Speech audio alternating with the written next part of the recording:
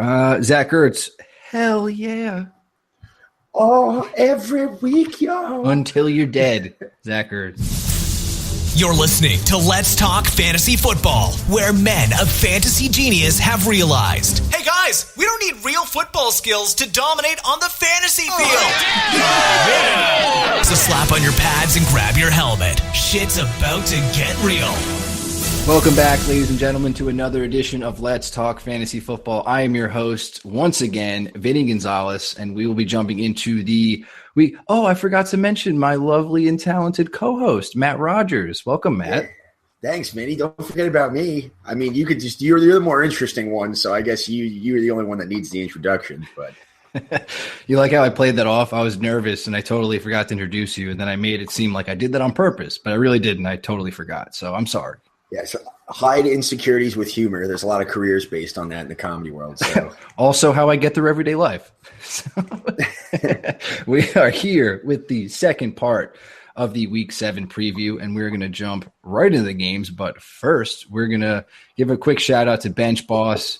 As I keep saying, I gave the beta test a try. It was fucking awesome. I loved it. Predict the plays. It was amazing. Like, I had so much fun knowing that I was right in something, because my fantasy seasons have been not going my way, and it was cool to think or know that I still think or know a lot about football. So it was a ton of fun.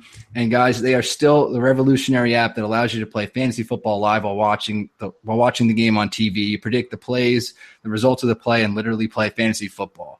You can sign up for the beta right now by going to letstalkfantasyfootball.com/benchboss. And of course, our plug, you guys can download us on the Android store, iOS store, whatever the hell they're calling it now. And you can like and subscribe to all our podcasts on iTunes, Spreaker, SoundCloud, all that good stuff. We would appreciate literally anything. Yell at Don, say that I'm handsome and good. Say that Matt is going to fold in every single league that he's doing well in. Anything that you can sort of make up there, we would appreciate it very much. So, Matt, anything to say before we jump into the second half of these games? No. Hopefully this is better than the first crop of games we had, though. Oh, my God. That was, partially my fault, partially the NFL's fault, because I just made the list of the way the games were being played, and they were just god-awful, really bad matchups, but I hope we gave some insightful stuff there. These ones do get a little bit better, but like you said, Matt, not much. And, hey, we're going to kick it off with the Titans at the Browns. Way to go, Vinny. Yeah. Nice setup. So let's start with the not gross team, and we'll go with the Titans, who it's kind of like the start everybody, but I feel like the big thing we should talk about right now is Derrick Henry, because he went the fuck off last week. And if he was on your bench, you're not stupid. That was a good sit. Like, Derrick Henry is always a good sit, because if DeMarco Murray is active and healthy, you're not playing Derrick Henry. And we saw DeMarco Murray exit with like a hamstring injury in this game, and that's why Henry got the workload. And I want to just take it back to week 2 versus Jacksonville, where Henry wound up with 92 yards and a touchdown. DeMarco Murray also hamstring issues. And then week 3, the next week, Henry gets borderline nothing, breaks a big play, and that's why he was an okay play, which was 54 yards and like a pass or two. And then DeMarco Murray went absolutely off for like 18 or 20 points. So, Matt, I feel like the same thing is going to happen now, where we saw, DeMarco Murray kind of exit. It's a nice matchup against the Browns, even though they're pretty good at like the rush D, but I think a lot of people are going to throw Henry in when you shouldn't at all, because, if Murray's active and playing, don't do it. Yeah, you're right in saying that. It's been very hard to judge this backfield, though, unless you're watching a lot of Titans games, which is not necessarily encouraged. But like you just said, after that DeMarco injury, when he was questionable going into the next game and he went the hell off, that was from like a 70-plus yard touchdown, which is what happened with Henry in like one of the last plays of this Colts game. So Derrick Henry's stats are a little bit skewed. Like you said, DeMarco left, but up to this point, DeMarco, while Henry, they were kind of splitting the workload a little bit there for a while. Henry didn't look too great. I think without that touchdown, I can't really say exactly what the stats were. I don't have them in front of me, but it was something where he had, I think, 18 carries for like 60-something yards before that long touchdown, and he just didn't look overly great. Murray just looked better to the eye test. Right. Also, if you if DeMarco Murray wasn't on the trainer's table during this game, he would have finished out that last drive, and a lot of that stuff wouldn't have happened. Obviously, it did, but it's not stuff you want to bank on. So whenever he's healthy, like they're not going to put the game away with Derrick Henry every single week. So it was just a very odd occurrence, and I think it's going to fuck a lot of people up. Yeah, I agree. And like you said, it's pretty reactionary to just all of a sudden think he's flex worthy. I don't think that's a definite, though I will say it's possible that if you are going to, sort of quickly bite on that success, that short-term success, that it could pay off, because I could see the Titans possibly blowing the Browns out here. And a lot of rushing going on. That's also a fair point that I kind of overlooked because I was so mad about Derrick Henry doing well, and people just kind of like, dude, people are so fast to just say Derrick Henry's awesome when DeMarco Murray is one of the best running backs in the league. It's just no, your point still stands. I wouldn't shy away from your thought process on that. Yeah. I'm just saying that it could bail a lot of people out and just perpetuate that false narrative of Derrick Henry is like a flex-worthy starter every week. So me talking will make me sound stupid, and people will, play Henry and it will work, and then think I'm even dumber, which is great. Right, but you're not. You're not. It's the only time I'll say you're not. Oh, thanks, man. Outside of the backfield, Marcus Mariota, definitely a top quarterback play this week. Top 5 for sure. Browns get the shit beat out of him. He logged a full practice today, and, should be totally fine to go. Yep. As far as the pass catchers, I think Rashard Matthews a play. I think Eric Decker, who had his best game yet on Monday night, is a play. Corey Davis is out once again, and Tywan Taylor is out there, but don't play him.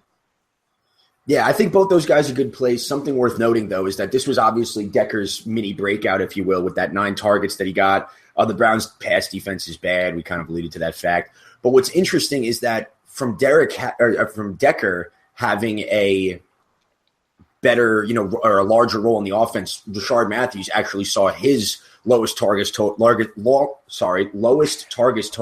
Target total. Why can't I say that? Dude, you're catching the me, man. I do that all the time, just like jumbling words. What? But yeah, so he's sort of, but then also Rashard Matthews had his best yards per catch. So regardless of that, I think this is a week where both of these guys can have success. I think that's an issue to see which is going to be more the number one guy going forward. But this is the game that I think that more likely than any other that they're both easily put into lineups. Yeah, this is it's cool that Corey Davis is out. I mean, not cool for his health, but just for fantasy clarity, because they become both very easy plays. Once Corey Davis is active, they go and buy after this, and he should be back after that. It's going to be a weird, who do I play? Who do I sit? I would feel dumb if this happened. So we'll obviously get into that when that stuff starts happening, but possibly look to sell these guys after this game. I don't know about, people accepting trades for people on buys, but dude, anybody could be making a move whenever now because, bye weeks are kicking in. So it's interesting to note because it could get a little gross. Yeah, if you can get anything for those guys, if either of them have a good performance, definitely, because it could be a frustrating thing where they're on the fringe of your lineup or your flex every single week going forward.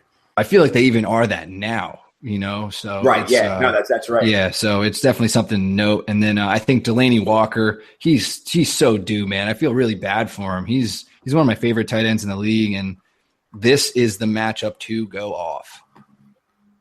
Yeah, absolutely. The Browns are terrible against receivers, quarterbacks, tight ends, everybody. So if it's going to happen, it should happen. The Browns don't stop much. Yeah. That being said, we'll swing it very briefly over to the Browns. The news here, Kevin Hogan is out really quickly. I kind of vouched for him. I thought he was, pretty good in relief of Kaiser whenever it happened, but obviously just got destroyed by the Texans, who are missing some key pieces.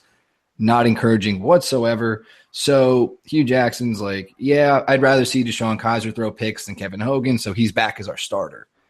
And yeah, they actually dropped him all the way down to 3rd string and are saying that. No way. Yeah, but then I saw that it's actually because he's banged up a little bit. So Cody Kessler will be the backup quarterback. I think it was maybe a rib injury for Kevin Hogan. I'm going to make sure of that.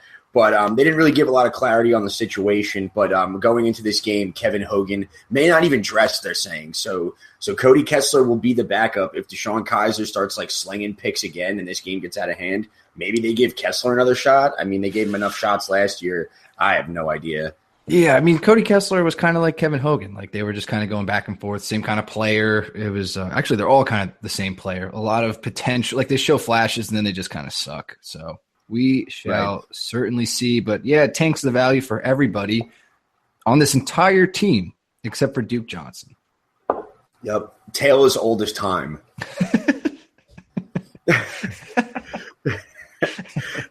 Duke Johnson and the Browns. Yes. That is like the worst concert. That is the band that opens for like, Celine Dion's like old lady tour or something. I don't know, ABBA type shit. Just kidding. Duke Johnson and the Browns. Yeah, but he is literally the only play week in and week out for the Browns. Rest in peace, Isaiah Crowell. I feel you, man. I'm sorry. I'm gonna let the creepy silence fall after that and not really say anything. I'm just stupid. Anyway, I'm taking the Titans here. Yeah. No tie for that one, Matt. Nope. This one's not a tie. Pretty easy. It's a 1-point victory for the Titans. 1-0 game. Wow, good call. I like that. Yeah. I think finally an exciting game is the Cowboys at the 49ers. Fucking finally. You're stretching. Yeah, a little bit because 49ers had a quarterback change. Brian Hoyer gets benched. Shanahan's having a rough go. Same record as the Browns, not looking too hot at 0-6. Finally took Hoyer out after seeing one too many errant throws. Had enough. CJ Beathard, I want to say. Yes. Yeah, that's how I think it said. He did okay in relief. Okay is the way to definitely put that because he was okay. And I think that they will continue to be okay. Yeah, I would say okay in the sense that Pierre Garçon is still getting a shitload of targets, and that's all you really care about in that passing game on this team. Yeah, that's a very good point. So, yeah, Pierre Garçon absolutely play no matter what. He saw 12 targets total that game. I think like half was Hoyer, half was Beathard. So, totally fine. Keep rolling him out there. PPR monster. Matt, are you intrigued at all at Aldrick Robinson? He had a touchdown. More looks, Goodwin's kind of, in and out. Do you think there's any sort of value to this guy at all? I'll say no, just because Aldrick Robinson has been around for a long time and on better offenses and has never been relevant literally ever. I would say consistent. He's been. Yeah. I should say that. I mean, like he's not a guy where you're like starting him more than 1 week ever. Right. Yeah. Very in a season. No one's ever like rolling. No one ever in fantasy football. I can't say this for a fact for sure, but nobody's ever rolled Aldrick Robertson in their lineup consecutive weeks. I don't think ever. Maybe last year on that monster Falcons team, but that's probably it. But maybe definitely more inconsistent than we would like. But yeah, just interesting to note. Caught a long touchdown. Something to throw out there. The backfield, Shanahan is a dick, as pointed out by Walsh and Shrek on the recap podcast. The hot hand was Carlos Hyde. They wrote him. I would be shocked if Carlos Hyde doesn't have a good game against the Cowboys.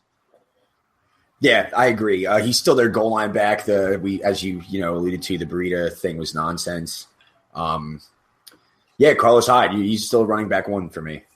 Yeah, I think you can hold Matt Breida, but he's nothing more than a hold. And as Carlos Hyde starts to have more and more consistent games like back-to-back again, he'll become more and more droppable. So do what you will. George Kittle, any love there, Matt? Yeah, he's in the tight end streaming pool, but we've brought up other guys, particularly in the last podcast, a little bit more. Yeah. I just think he's like really athletic and could be a good tight end at one point. I don't think that means you should play him yet, though. Yeah, I agree with that take. And Matt and Shrek also addressed this point. At Iowa, CJ Beathard was the quarterback to George Kittle. So they have some kind of rapport. That's the narrative thing going on. But I think you're more correct in saying don't do it. Yeah, Walsh and Shrek said that actually. He said Matt and Shrek, and I cannot sorry. I cannot take credit for that. No. I mean, if anything, you were helping me out, but I cannot steal that from Walsh because that is definitely a Walsh fact. Yeah, I actually think Shrek brought it up first, but it was a good call. Good call. Well, then screw Walsh. It's my fact now.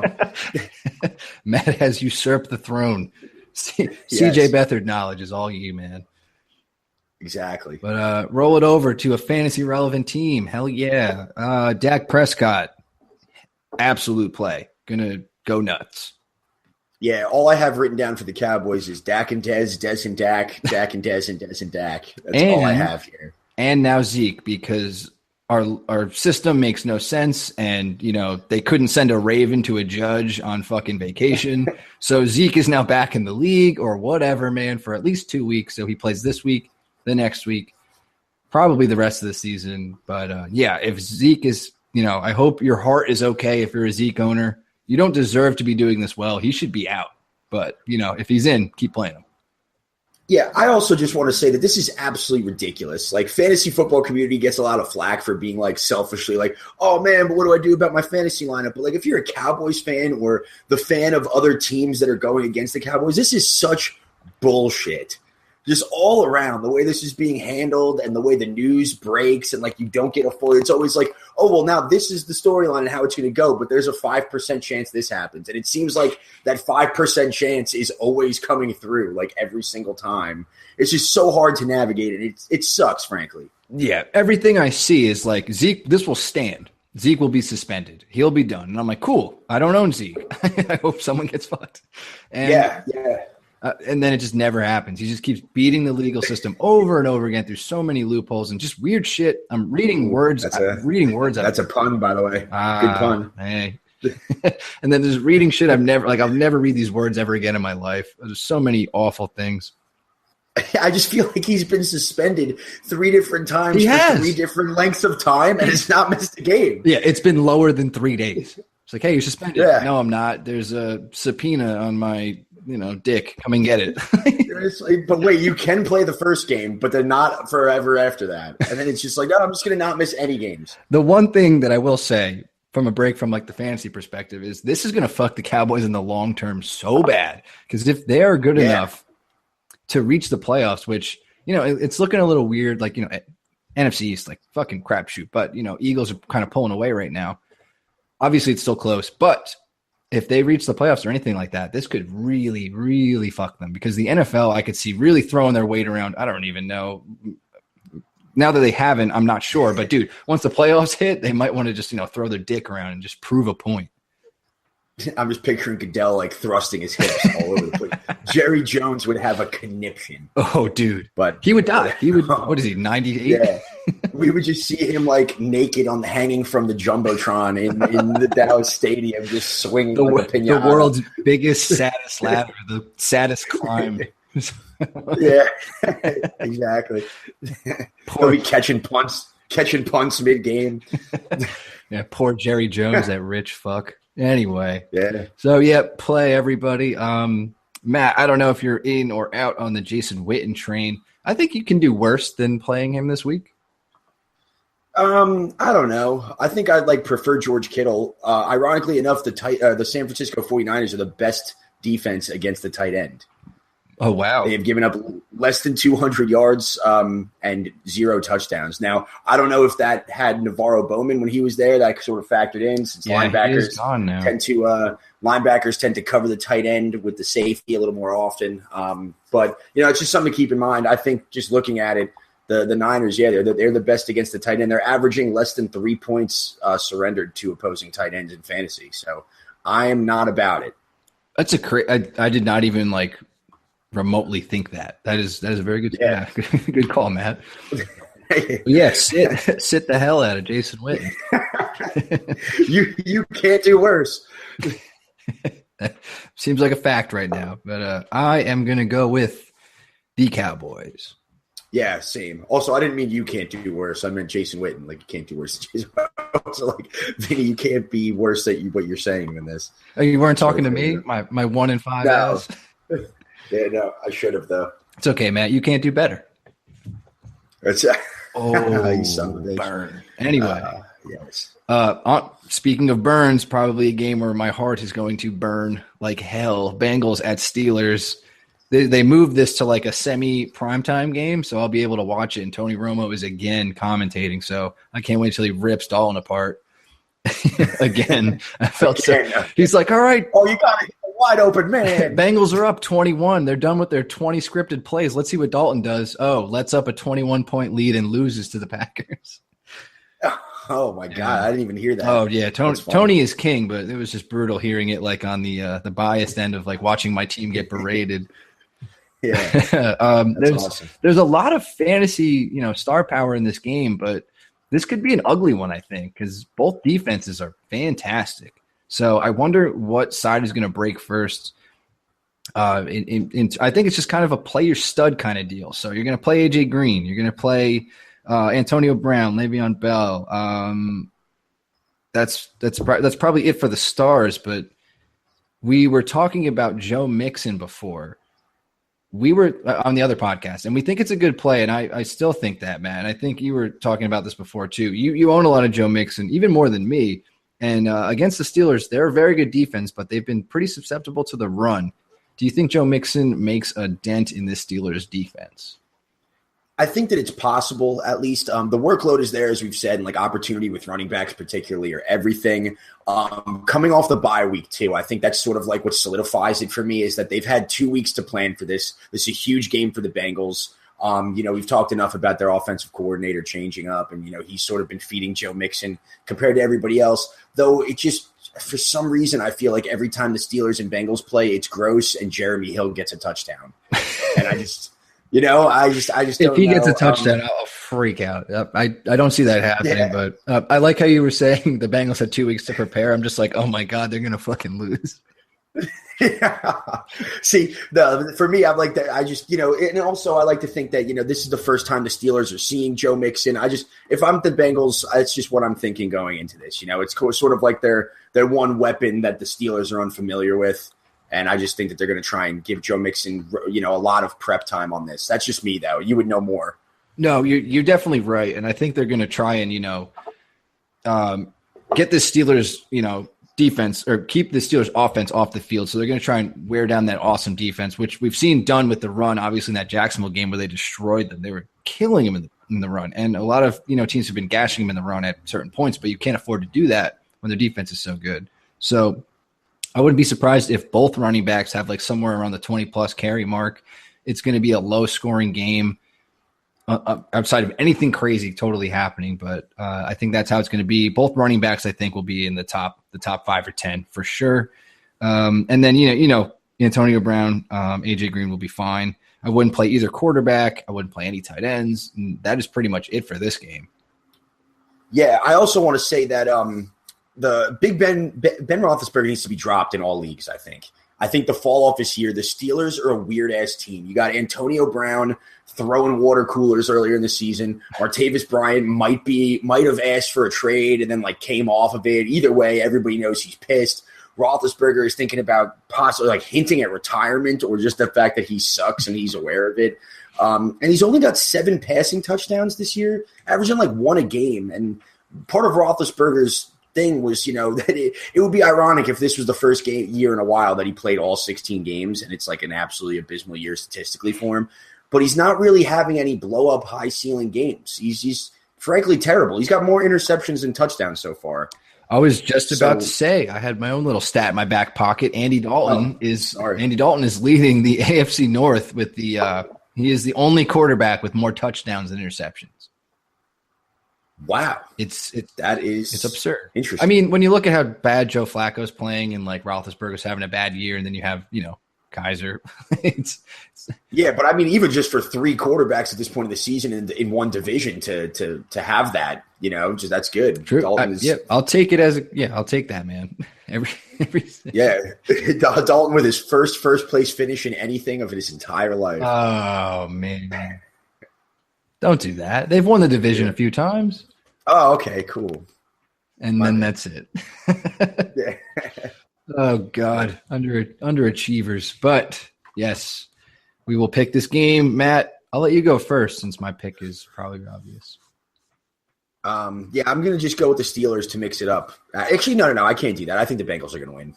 Oh, thanks, man. I do too. Yeah, I think it's going to be great. I actually do. Gross, but I do think they're going to win. Carl Lawson is my dude. I'd be shocked if this was more than 1 possession difference. Or a 1 score difference. I mean, absolutely, definitely. It's a gross one. So kind of stay away if you can for, I guess, daily. That's probably it. But yeah, I'm going to crack a beer on that one. Nice, man. After that game. Nice segue into that. I'm done thinking about daily. We will move on to this is a good game. Interesting game. Two teams I don't know what to think. Seahawks at Giants. Just had the Giants' best game of the year. Finally got their first win. Fucked tons of people, including me, in fantasy because, they shut the Broncos down and that ruined me. But yes. I just want to say, man, are you buying the Giant? Like, I threw that game in the trash. Like, for the Broncos' sake and the Giants, like, I just threw that game in the trash. That didn't happen. I think overall, yes, but I think the Giants' defense is about to take a turn or push the rock over the edge, if you will. No, dude, they looked good. I mean, JPP, they look great, dude. They were saying that JPP needed to have a big game. You heard John Gruden say it like 10 times. That was whatever. Chris Collinsworth. Yeah, my bad, Chris Collinsworth. I'm mixing up which shitty game. What fantastic color commentator was doing the game? It's okay. Right, yeah, no, I'm sorry, I meant Chris Collinsworth. But he was saying that, JPP needed a big game to step up, and he did. I just think that the Giants, as bad as they aren't that bad. They're not, I'd be shocked if they won less than 5 games still at this point. I don't know, man. They took so many injury hits. Like, they're not the Packers. They've never really had to deal with this much.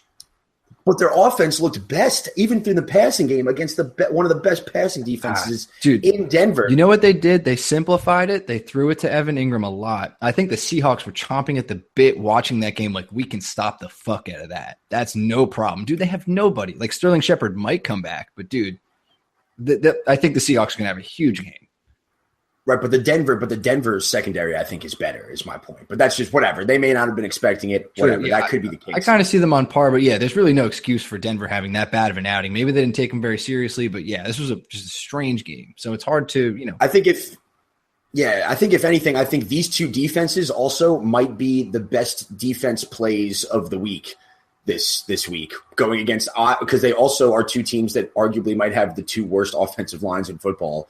We're close to. So I think this is going to be a sloppy, crazy shit show. It's going to be a shootout that isn't an offensive shootout. I think there's going to be like punt returns and fucking pick sixes all over the place and like sack fumbles. I don't know what the hell's going to go. Russell Wilson's going to be running for his life, and Eli Manning is going to be shuffling for his life. And it's just going to be a very weird game. He takes those sacks like a Manning, dude. Just like, kick the legs out, just land on the knees, and you're done. Yeah, like half throw it away lefty as your like knee is down on the ground, and it's intentional grounding, and yeah. I agree with that's pretty much a nice summation of the game. Like it's going to be a weird one for sure. I don't really know which offense is going to have the most success. I lean Seahawks just because, they have all the pieces. They're more talented. Coming off a bye, I hope they're a little healthier with Doug Baldwin and that groin.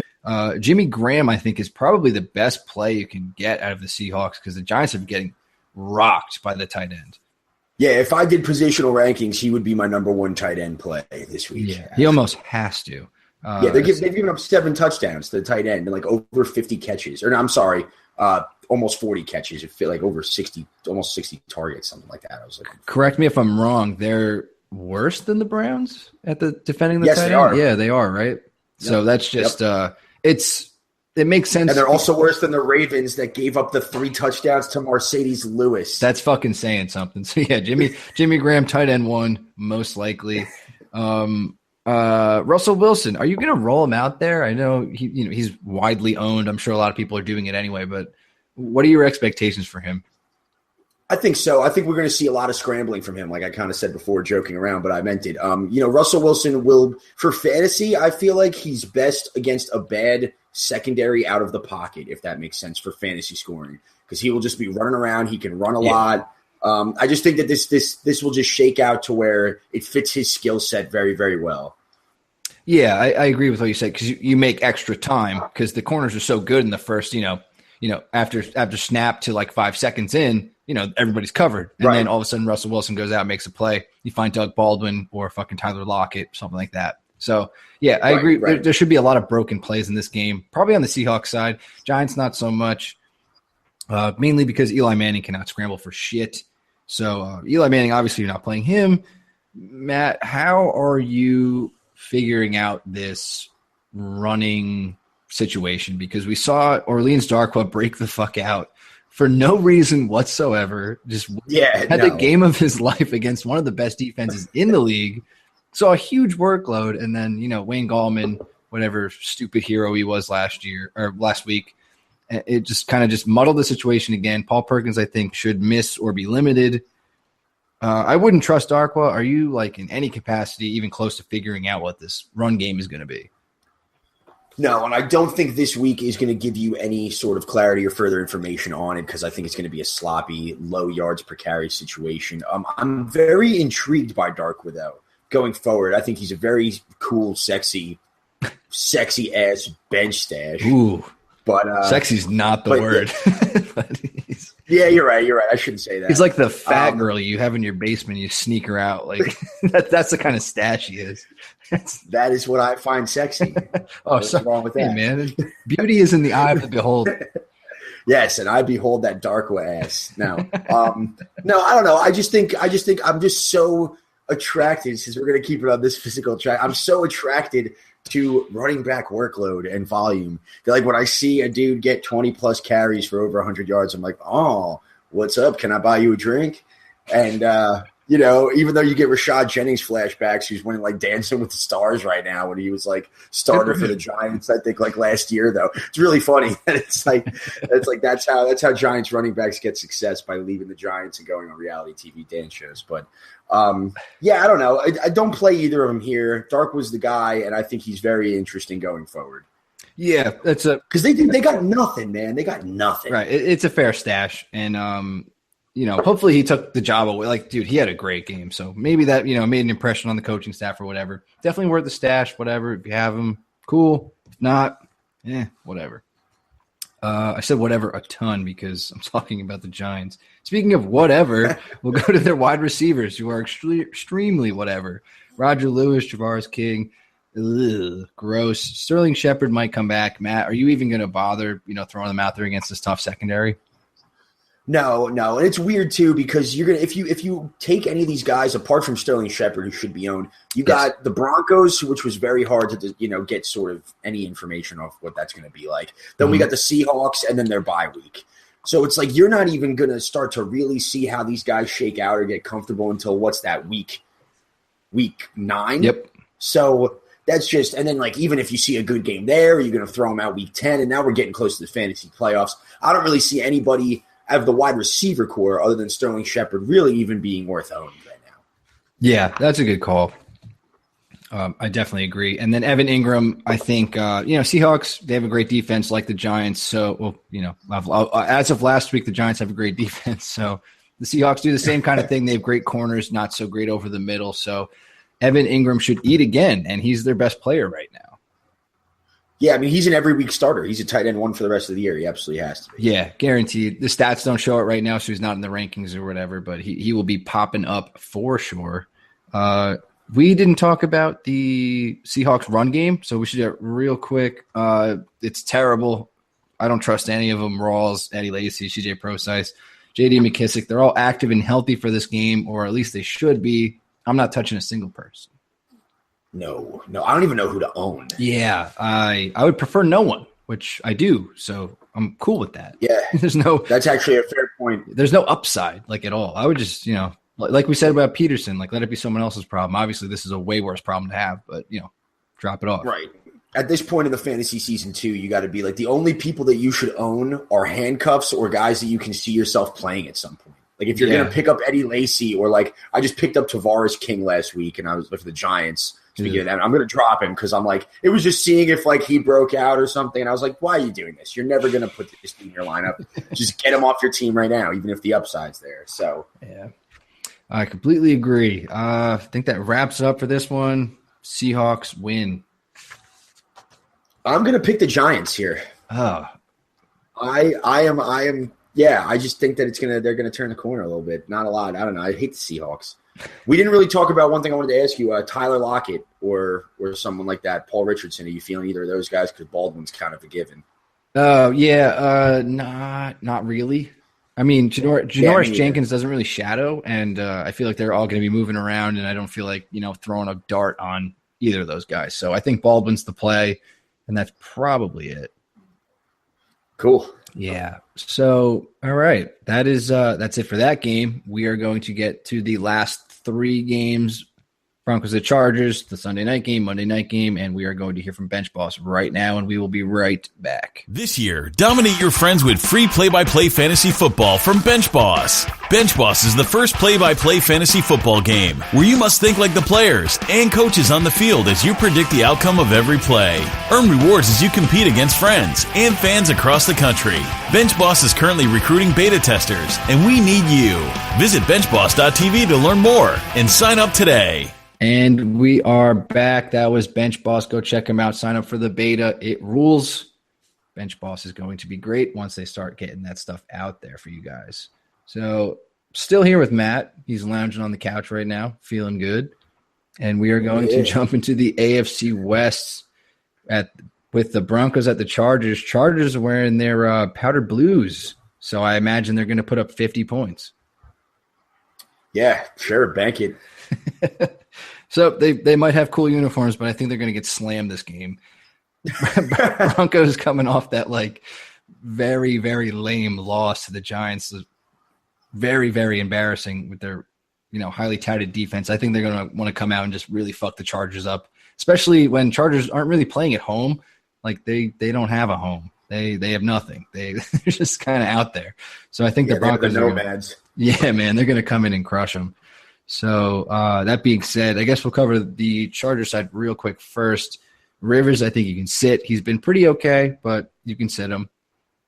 Melvin Gordon, don't freak out that Orleans Darkwa was able to do a good job against this defense and think that Melvin Gordon's going to do the same. That was the weirdest thing I've ever seen. I agree you still play Melvin Gordon, of course, but he's not. Dude, he's not going to do much. This is going to be a tough game. Yeah, I mean, the Broncos are still the only team in football that have not given up a rushing touchdown yet. So you got to keep that in mind as well. Even though Darkwa, had some success, that is not common. Exactly. So, Melvin Gordon's been doing okay, catching some receiving touchdowns from Phillip, but, getting a lot of work around the goal line. Who knows what will happen, but you still got to roll him out. In the passing game, we saw Mike Williams come back. Didn't do much. All he did was really fuck up the snap count for Tyrell Williams and Travis Benjamin, which was pretty lame. I know you're a Tyrell Williams owner. Walsh is a Travis Benjamin owner / truther kind of. So I think Mike Williams is going to be the guy, going forward as like the number 2, but don't play any of them. And I think you still play Keenan Allen. Yeah, you got to play Keenan Allen for sure, especially just he just still gets the targets all the time, and he's so good that he'll reel some of those in more than some other number 1s that have been shut down by the Broncos before. So yeah, and Keenan's he had a rough game against the Giants, who are a pretty decent pass defense. So actually, this is another one that's like a quick second rivalry matchup because they played each other week 1, and it's already week 7. That's true. Yeah, that's right. That was that Monday night shootout when Koo missed the field goal. Yeah, and then Phillip was just like, all right, let's sling, and then started coming back. Keenan Allen, I think he's actually averaged a touchdown a game against the Broncos, which is the weirdest thing possible because they're fantastic. So I don't know if he gets a touchdown, but statistics are on your side, whatever. But, you're playing him anyway. Life goes on. Hunter Henry. I really, really like Hunter Henry. Okay. I mean, I do too now. I just know that you hated him in the beginning of the year. Yeah. Well, the thing is, I changed my tune because rightfully so. Yeah, he's been getting finally. It's kind of like how I fell off Austin Hooper after falling in love with him because he stopped getting targets, stopped getting looks. So now he's getting more and more involved. And guess what? You got to beat the Broncos over the middle, and they've been giving up, some stuff to the tight end. Obviously, Evan Engram just feasted on them. So I like his usage. Snap count goes up. Target share goes up. I like everything about Hunter Henry. I think you got to play him. Yeah, I agree with all of that. Nothing else to say. Nice. I think that's it for the Chargers. So let's go over to the Broncos. Simeon was, a hot streamer early, looking like one of our savior kind of picks. I don't know if you want to play him against the Chargers, though. They've been a little like they're one of those teams that aren't good on paper, but they rush the shit out of you every single play. So yeah, and also I believe Emmanuel Sanders has already been ruled out for this game, and Simeon just started – once that started to happen and Sanders went down, and Simeon just started to look flustered. Like we said, the Giants' defense looked great, but he just doesn't look as comfortable as he did in the beginning of the season. Yeah, definitely not. So it's looking a little muddled there, so I would not play him. Demaryius Thomas also didn't practice. I know you said Emmanuel Sanders is out. So hopefully Demaryius Thomas plays, but I think one of the waiver wire guys that you could possibly plug in is Benny Fowler. So I think he should probably be owned this week, but it's such a shit play. He's got a really low catch percentage based on his targets. And even when he got the targets when Sanders went out, I think he only reeled in 3 of 9 or 3 of 8, something like that. I'll make sure of those numbers. But I don't really, really love it. I would like it more if Thomas didn't play, but that could just turn the whole game into a shit show. Yeah, absolutely. So if Thomas and Sanders both don't go, you're looking at Benny Fowler and Cody Lattimore. So I mean, one of them or Jordan Taylor, who actually got some red zone, right. Some end zone moves. He got some end zone targets there. So also, AJ Derby could come into the mix too, which he might already be in, honestly. Yeah. So, obviously trying to figure that out is pretty hard, but if Demaryius Thomas goes, you're playing him, Benny Fowler for the bold. A.J. Derby also for the bold. But we'll go to the running game. C.J. Anderson burned the fuck out of me, as I alluded to before, against the Giants. I'm absolutely playing him against the Chargers, though. They've given up the most rush yards to running backs. So I'm rolling out C.J. Anderson with confidence and, just hoping that he has a bounce back game because I think it's going to happen. Yeah, I agree with that. And then, you got Jamal Charles in the backfield still getting a light workload, pretty much a handcuff right now. Devontae Booker also getting kind of involved, but CJ Anderson still owns 60% or more of the snap share per game. So Jamal Charles and Devontae Booker are looking a little, game script dependent. So I wouldn't play in a game where the Broncos should come out and, smack him in the mouth early, run the ball a lot with CJ Anderson. I wouldn't play either of those guys. Yep. And Matt, pick them. You go first this time. All right, I'm going to pick the Chargers here. Phillip is on the tear. That was going to be my upset. So I'm going to go with the Broncos. I'll take the Broncos. Oh, I don't want to change your tune here. I mean, it's the smart pick. I was just going to take – I love Phillip, so. Right, yeah, it's true. If they keep it close, whatever. But, yeah, that's pretty much also the contrary to what we said, so I'm going to take the Broncos anyway. Okay. I like it. Finally, we've gone through so many shit games, Matt. This is the light.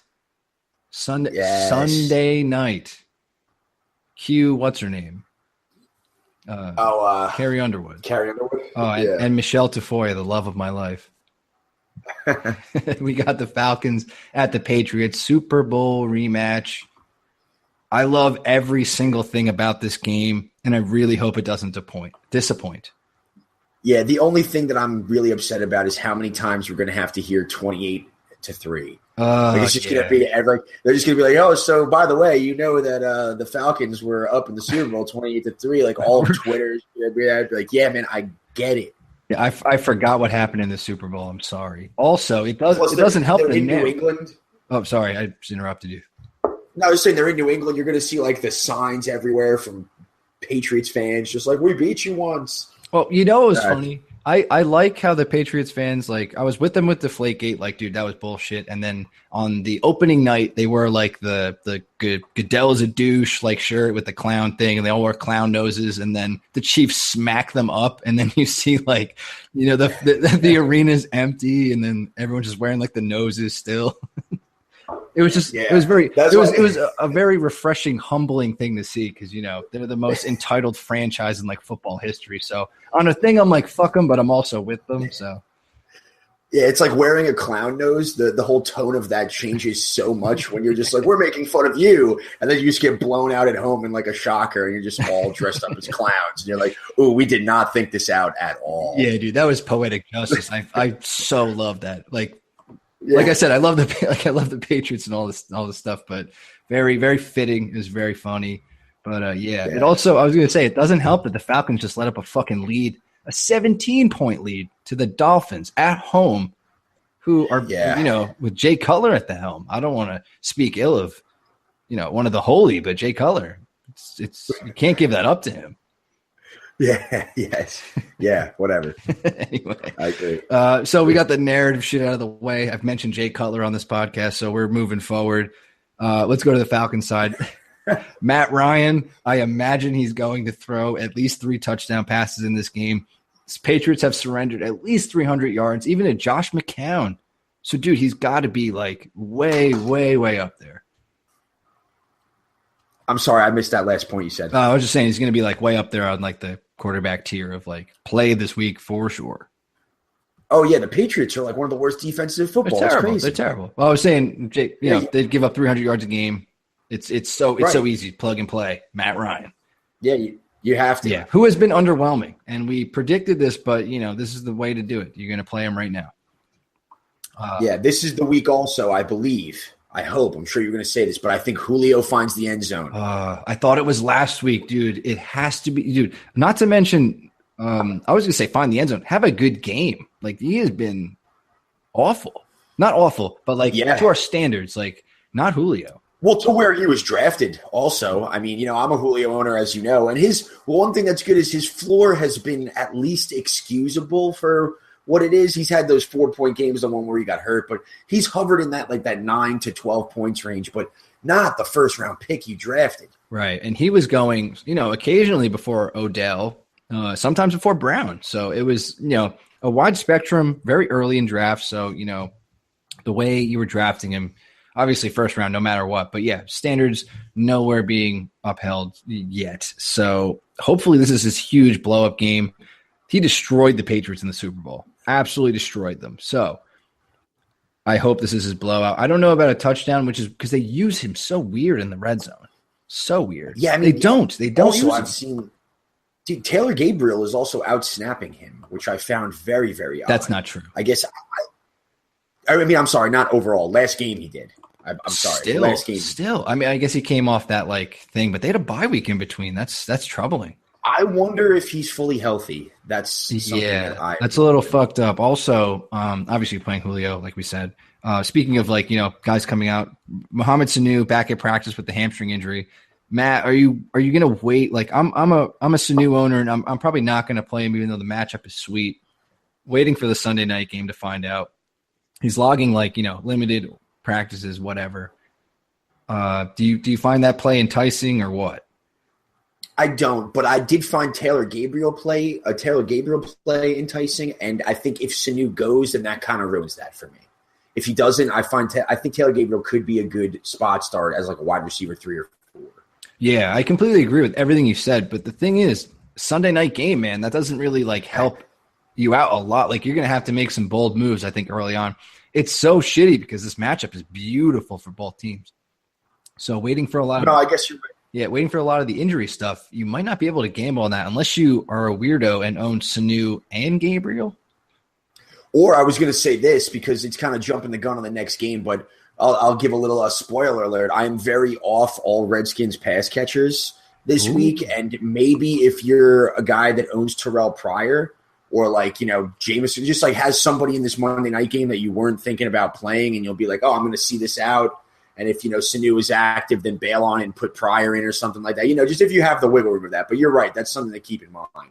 Yeah, it's just it's like the best matchup literally of the week. And it's, at nighttime. So we're going to have a really, really a lot of rough decisions are going to have to be made by owners. And, I'm kind of on the cautious side. So I'm not like the payoff for Sanu is his nice floor of 8 or 9 points. And then his ceiling of 16. So it's not like you have to gamble on stuff like that. Also with Gabriel, same thing, floor of 8, like I just said, 8 to 16. Like that's kind of like the realm you're looking in. So you don't have to. But Taylor Gabriel has the home run potential. Oh yes. But yeah, that's why I value him higher. Right, but I'm saying that the ceiling is still kind of capped at 16 just because the way his targets will go. Because, you're right. Sanu could get like 8 targets, have 16 points, and Taylor Gabriel could get 3, have 16 points. That's all I'm trying to say. No, you're definitely right. The ceiling isn't as high as other sort of home run big play hitters. That's definitely true. Yeah. Also, they fringe on each other, so it's just it's such a clusterfuck. Yep. But as far as the running backs go, Devonta Freeman and Tevin Coleman, I'm playing both. And I never really liked Coleman, and I love him right now. Yeah, I'm playing both too. They're actually, I think the last game they split the carries straight down the middle. They did. And it was like a kind of a weird, shitty game, but when they were just up, it just seemed very, very odd. Yeah, so they get a little cute with these two because they're both pretty good. And they neglect to give Freeman like a full workload, like at any time. So it's a little strange, but yeah, like you said, the split is a little nerve-wracking. But then what's also the reason why I like Coleman this week is the snap split. There's way more disparity there. I think it's Freeman's almost tripling Coleman's snaps, but their carries are the same. So I feel like there's still opportunity for both of them. And when Coleman's on the field, it seems like they're trying to use him. And, Freeman is just on the field so much more that I guess there's more, pass catching opportunity or something like that. But I don't know. Yeah. I like them both. Absolutely. And then another guy who's, if you're playing the tight end game, I love Austin Hooper this week, but again, it's fringing on the health of a lot of guys. So I would probably play Ed Dixon, as we said in the other podcast. He's probably the line, so I'd probably play him over him. Yep, I agree. Yeah, and Austin Hooper's been doing good, gathering targets finally, but that's just because they're missing all the guys. So we'll I agree. Move over to the Patriots. Tom Brady, sit him. No. I was thinking a definite sit, man, but whatever. Yeah. I'm going to sway you on that. It's my facts that will help. Please tell me why you should play Brady. Because it's the Falcons and it's Tom Brady, and this is just going to be a really fun game. I'm so pumped for this game. This game's going to rule. Obviously, Tom Brady is a must start. Brandon Cooks must start. Chris Hogan must start. Danny Amendola start. Yep. That you're fired. I think Gronk, yeah, hell yeah. I think James White is a must start as well. Yes, dude. He's all right. The weird thing is, all right, James White with the PPR floor is amazing. He's averaging like 8 targets a game. So, dude, you're fine. Roll him out there. That includes the week 1 where everybody was healthy. Them being Deion Lewis. Well, actually, Deion Lewis wasn't healthy for that one. So this could be the one game where all of them are healthy. Deion Lewis, James White, Mike Gillislee, and Rex Burkhead. You're fine with playing James White out of any of those guys because he has that PPR floor for sure. Yeah. And also recently, very rarely, Rex Burkhead's been out of the picture, but it's very rare that he's the only, at least against the Jets, which was a close game, that was like kind of actually came down to the wire a little bit. He was the only running back that got any sort of targets. We expect Mike Gillislee not to get any, but I just feel in a Bill Belichick running back committee there, it's very rare that they're not mixing in the passing game with a couple guys out of the backfield. And it's just been James White. Absolutely, dude. And then how you feeling about Deion Lewis? He's been the guy taking over Gillislee. And, dude, we saw him do the dreaded fumble against the Jets. And no one can wind up in the doghouse faster than a Belichick running back, man. And he was there I was so shocked, dude. I would have bet my life that we wouldn't see him for the rest of the game. He came back in for a carry or two. Yeah. I was amazed. Yeah, I agreed with you on that when you said it. And the thing about Gillislee is he's falling off so much still. The Deion Lewis is a thing, I think. Gillislee, when he's on the field, he gets the ball, so it's hard to really notice this. He only got 13 snaps in that game. It was bad. 13 snaps. It was bad. And the Jets' run defense is sneaky okay, but I'll just say okay. Yeah. But, it's just he's falling off. He seems to be the guy that, especially as everybody's coming back healthy, as you said, he seems like the odd man out to me over anybody else. Yeah, definitely. I think you could play Deion Lewis, James White, Gillislee, and Burkhead are out for me. So that pretty much wraps up that game. I cannot fucking wait for this game. It's going to be awesome. Obviously, it's going to be overhyped due to the huge Super Bowl matchup, but should be a lot of fun regardless. I'm going to take the Falcons. I just hope that, I think it's a get-right game for them. Hopefully because Falcons have been blowing leads, but the Patriots have been not great. So I'm going to go with the Falcons here. Yeah, I'm gonna pick the Patriots just because I think all of Patriot Nation knows that if they lose this game, it's officially panic time. Ooh, panic time. Like hit the drop. You almost lost. Yeah, hit the drop because they almost lost to the Jets. Not looking great. The Bills and the Jets still have decent records. I'm not saying the Patriots are going to lose that division. No. But this is where you can officially say, hey, you're losing to some of the better teams in the league. Yeah. And like pretty consistently. That's why I'm going to probably stop saying a team's going to go 16-0. That's just never going to happen in the NFL ever again because no, since 2007, just not looking too hot. But, yep, that game is going to rule. And we're going to wrap this up with the Monday night game, NFC East showdown, Redskins at Eagles. This should also be fucking fun as hell. Yes. The NFL at least got these two primetime games right. I can say we have suffered through the 1 o'clock to 4 o'clock. So we've even had a 6 p.m. technically London game we've gone through in the last two podcasts. So this is a nice way to wrap it up with these two, hopefully shootouts, and it should rule either way. But let's go hit the Redskins first. They didn't look too hot against the 49ers last week, but, Redskins hot and cold anyway because the quarterback play is hot and cold as it is. So do you trust Kirk Cousins? I know you're an owner. Yeah. Yes, I trust Kirk Cousins. It's very, very weird because he has seemed relatively efficient. Though the Eagle, I trust him not as much as normal. I haven't really been able to sort of fall on either side of the fence here because you can't really sit Kirk. There's no reason to, right? No, absolutely not. I kind of feel the same way about Wentz. Like they both it's not like they both have rough matchups. Like the Redskins defense is pretty good, albeit missing, Josh Norman. I think Breland got really hurt in the last one, so they're a little banged up. Redskins D is very underrated. They're just unhealthy. And then the Eagles defense against Kirk Cousins, like they gave Cam fits, but Cam still put up a good game. So I think it's one of those where he'll keep chucking it.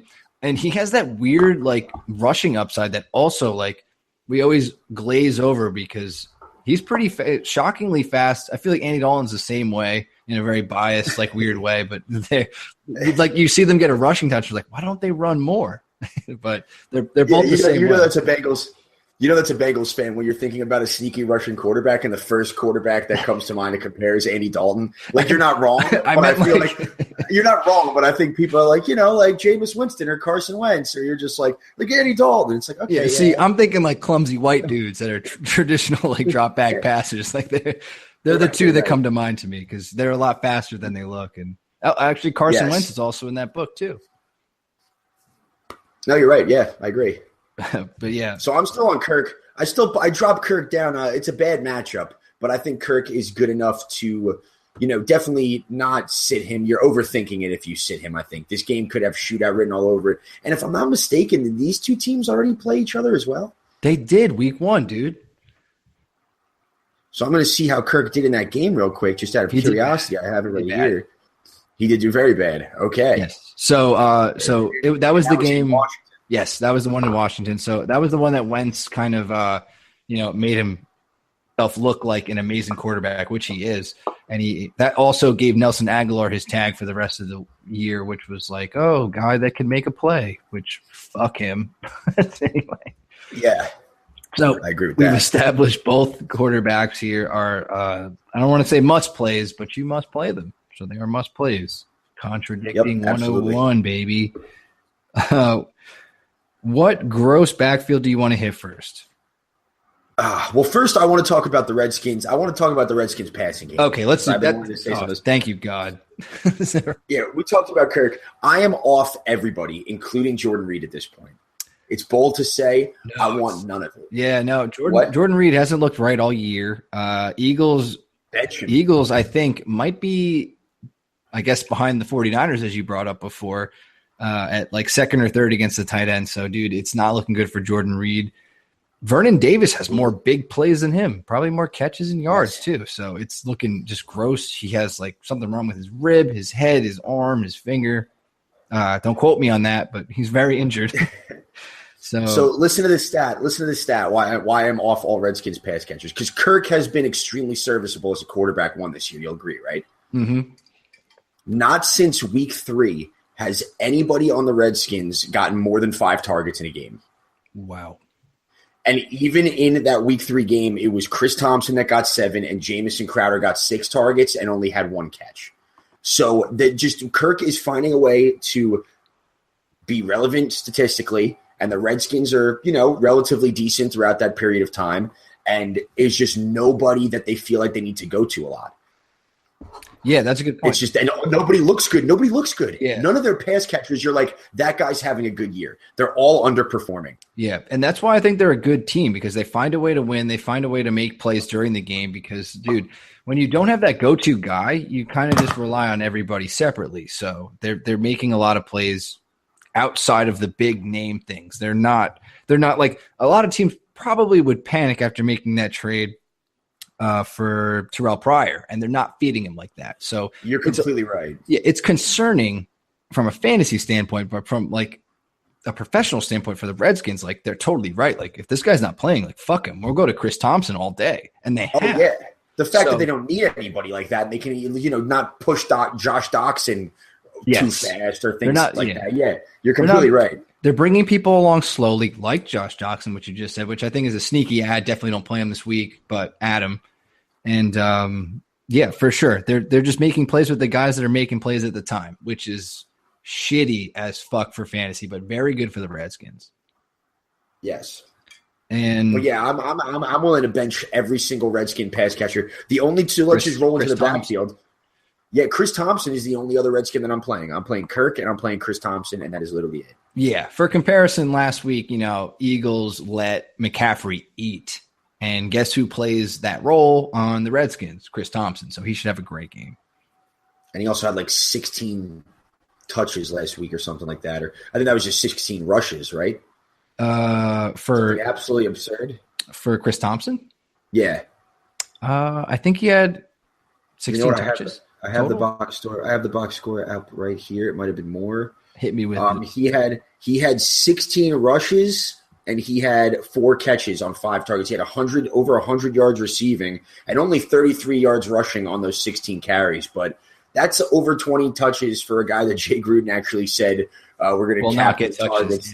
Yeah, we're going to keep it at around like 9 to 10 a game or something like that. So what's cool and lame about that is he won't get those rushes again because I think Rob Kelly's going to be active, but like you said, it doesn't matter. He really didn't do much on those anyway. He makes his hay in the passing game. So that's what you want him for anyway. It's pretty much the Christian McCaffrey play.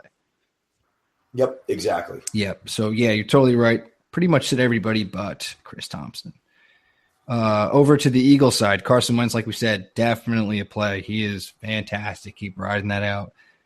Matt, I'll throw it over to you, man. LeGarrette Blount owner, I'm sorry, and I don't even know what to do, man. He's looked good, and I feel like he's earned like a 15 carry game, but the game script for the Eagles and the way they run their offense doesn't really like pan out that way ever. So it's a little weird for me to want to play Blount, but he has been doing well when he's out there.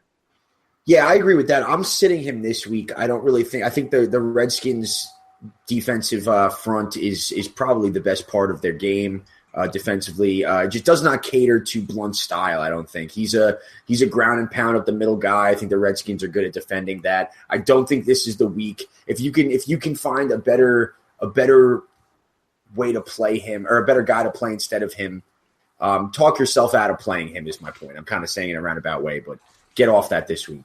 Yeah, I agree. Also the Monday night stuff, so you don't want to deal with that. Also adding into the Monday night drama, Wendell Smallwood might be active for this game. So whatever, that might take away one or a couple carries out of Blount, but you never know. That could matter for your game. So you don't want to do that. Pass catchers. Josh Norman's out. Breeland might be out. How much do you love Alshon Jeffrey in this game? Because I think this could be his breakout with no really good corner on him finally. He's kind of suffering the Dez fate where you're pounding against really hard corners all the time. So I don't know what to think, but my body is telling me Jeffrey's going to have a good game.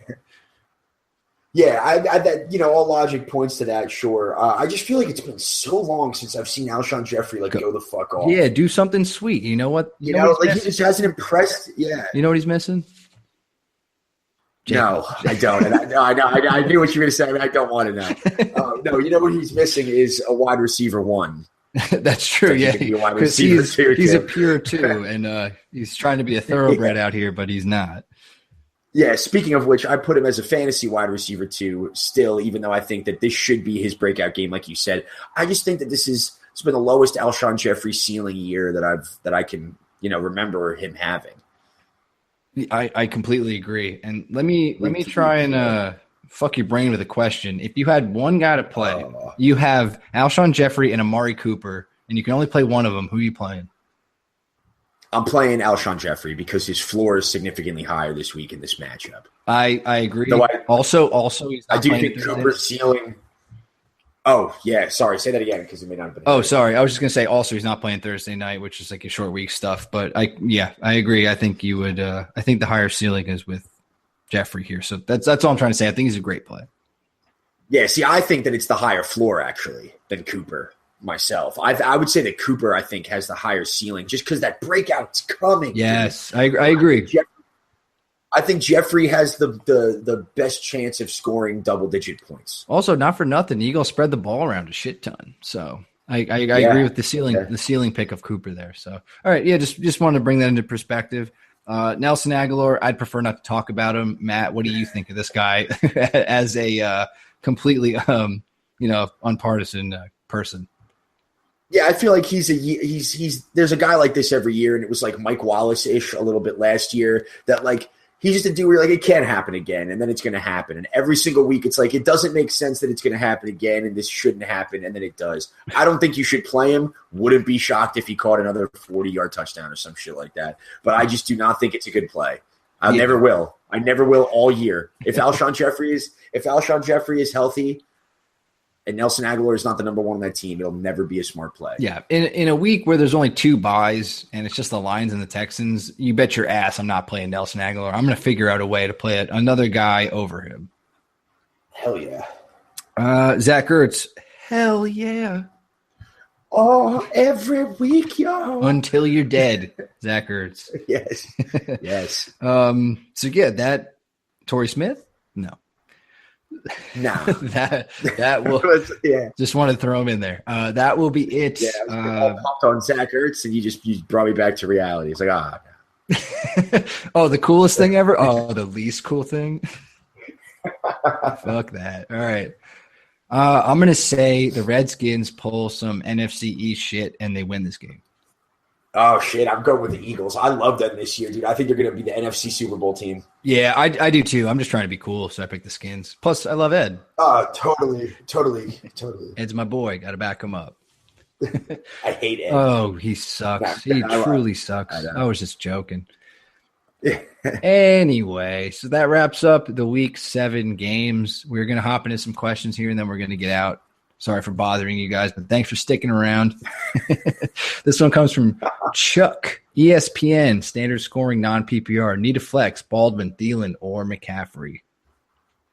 Ooh, that's hard. Standard scoring, I'm going to rule out McCaffrey right away. Bingo.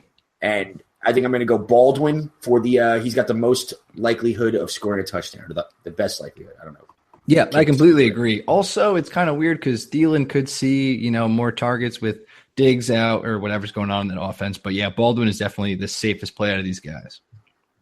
Yep. This one comes from Justice, spelt with lots of U's. So Justice, not spelt like Justice. Which 2 wide receivers would you want to start out of Fowler, Macklin, Crowder, and Matthews? I lost Odell, Sanders, and Cook this year. Cook. Oh, Dalvin Cook. Yeah. I saw a bunch of receivers. I would drop all 4 of these dudes and pick up. No, I'm kidding. I'll assume that you're talking about Rashard Matthews. So I'll just start and say definitely him. Do you want to take the second one here? Because I don't know. Yeah. So, if it's Rashard. Also, sorry that you lost Odell and Sanders and Dalvin Cook. That's really, really rough. That really is brutal. And what sucks about fantasy when you lose guys, no one gives a shit, unless it's you. So I just, we're here to feel for you, through this. But yeah. That is not justice. Agreed. No justice for justice. So if that is Rashard Matthews, absolute play against the Browns, bingo. And I think Fowler is a play. over Macklin, over Crowder. Absolutely. No problem there. So I think Matthews and Fowler for me. Okay, yeah. Now I literally know that Benny Fowler is on our waiver wire, and I'm considering starting Macklin. You're getting in my head, but we'll talk about that post-podcast. Fuck Macklin. Also, he might not play, so it could, get a very easy decision. So this one comes from Bearded Chef. Great name. Ty Montgomery or Amir Abdullah. Oh, wait. I think it's a trade. Trade. Ty Montgomery for Amir Abdullah. Do it. I say don't do it, personally. Packers I just think fan. that it's definitely a Packers fan bias, but Amir Abdullah is frustrating as fuck. So is Ty Montgomery. Don't like it. Right. No, that is correct. But I'm saying now that Aaron Rodgers is out, it's just very, very rarely do I think just put it in a vacuum and no real names or context where like a great quarterback goes down and like you're devaluing that running back. Though it may make sense. I just prefer Montgomery and what could happen if he stays healthy and, he could become the center of that offense.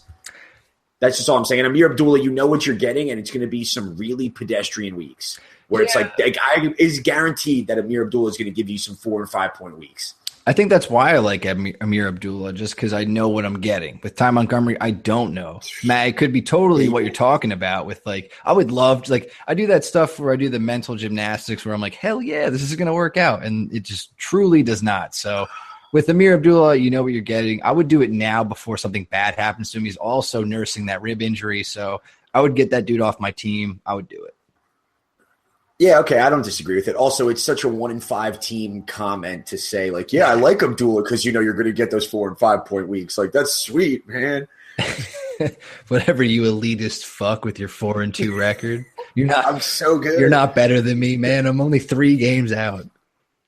I'm so good. Either way, I think we can both agree on this. The bearded chef should at least wear a hairnet on that beard whilst cooking. Absolutely. If I see that on a food line, I'm out of that restaurant. No way. Yeah. Just kidding. Yeah, I'd probably still eat there, but agreed. Yeah, hairnet should be on beards. If you don't like it, shave it. It's like some Seinfeld shit. Yeah. Anyway, from my new favorite name of the week, 21 Huge D. Wow. Writes, who is going to be the new Redskins kicker? This is a great question. Really funny. And I actually just looked before this as to who the people are running out there that they've been trying out. Did you see this, Vinny? No, I didn't. Please enlighten me. They brought in 4 kickers, and there's only one that matters, especially for you, and it's Mike Nugent. He's going to get the job. Yeah, the Nugent is going to get the job. In all seriousness, I'm not really sure who it's going to be. They brought in a bunch of guys probably to work out. Yeah, probably Nuge, but in all seriousness, it shouldn't matter for fantasy too much, man. I think he was just trying to get his name out here and lay out the awesomest question ever. Yeah, for sure. I like it. Thank you, 21 Huge D. we think Mike Nugent will be the Redskins' new kicker. The next question comes from Luca. Regular PPR league. Wondering if I should start Adrian Peterson this week or Doug Martin. Oh, you take this one, please. No, I don't want to yell, so I'm just going to quietly say Doug Martin, you stupid idiot. Oof. Let's get some context with matchups. Martin against the Bills. It's tough. It's a tough matchup. But, dude, against Arizona last week was a tough matchup. Still did fine. I'm going to pick Doug Martin, too, just because it just makes more sense. It does. It really does. It just makes more sense. Honestly, if I'm dissecting this without yelling Doug Martin's name, the matchup's not as cool, but Doug Martin's still getting the work. It's increasing. They're going to want to lean on him if Jameis is out. Actually, they want to lean on him if Jameis is in. So I'd much rather that. The Cardinals, it's the Rams have been on and off with their rush defense. So I'm not. Fournette just ran all over them. Yeah, but that's Fournette, dude. That's like Peterson. True. That's like Peterson in his rookie year. So it's Peterson right now is not that. I don't care if he ran all over the Bucs. It doesn't matter because they're not good. So I'm leaning with Martin huge in this one. Yeah, I think you swayed me a little bit. I agree. Sorry, I didn't mean to sway. No. No, I'm glad you did because I'm like very hesitantly like, is AP a thing? Don't be a thing. And you were just like, no, dude, it's a bad matchup last week. He was fine. You're right. It's Mark. Well, in the first podcast, we talked about it, and we were talking about, you have to play Peterson, but like that's only if you like this option to play Doug Martin is so much better than I'm sure this is a great situation for you because you have to. Oh yeah. So yeah, a lot of people are way worse off than you. You should definitely play Doug Martin. People that like don't get discouraged, play Adrian Peterson, whatever, see what happens. But same thing stands. Doug Martin for sure. Yeah, Doug Martin over him, definitely.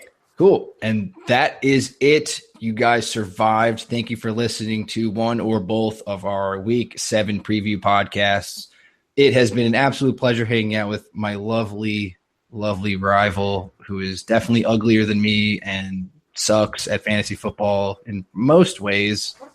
But I definitely suck with the record because I'm bad. So I don't even know what I'm talking about. But yeah, cool. I'm definitely not the worst at speaking. I'm trying to close this out smooth, man. Let me just jumble over some more words. We can get out of here. Cool. Matt, any words that you are so good at speaking?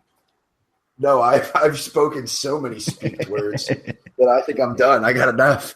I got my quota. I love to speak words all the time. Thank you guys for listening. Download our stuff. Like, comment, subscribe. Tell Donnie's a piece of shit. All that good stuff. I got one last comment. Matt's got something. Sorry. Go for it. 21 huge D. Prove it.